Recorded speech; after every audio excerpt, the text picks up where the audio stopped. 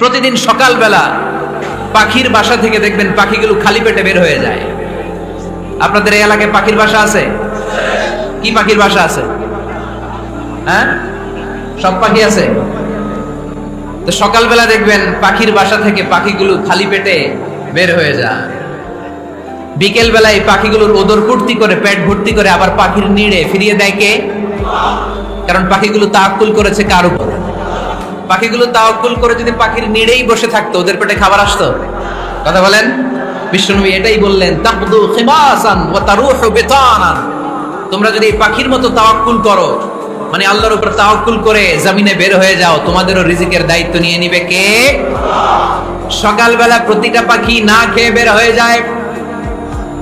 একটা পাখির পেটের ভেতরে কোনো দানা পানি নাই, কিন্তু আল্লাহর উপর তাওয়াক্কুল করে পাখিগুলো যখন বের হয়ে যায়, বিকেল বেলা পেট ভর্তি করে ওদর ভর্তি করে আবার পাখির নিরে পাখিগুলোরে ফিরিয়ে দেয় কে?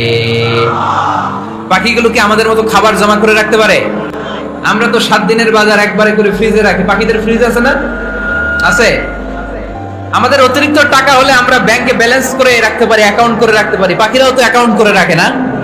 না, প্রতিদিন না খেয়ে বের হয়। কালকে ওই পাখিটা কি খাবে, কোন জায়গা থেকে তার রিজিকের ব্যবস্থা হবে, আল্লাহ ছাড়া কেউ জানে।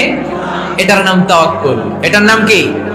আমাদের সাধ্যের, আমাদের ক্যাপাসিটি, আমাদের ক্যাপাবিলিটির সবটুকু করে আমরা তাওয়াক্কুল করি একজনের উপর। চিল্লায় বলেন, তিনি কে?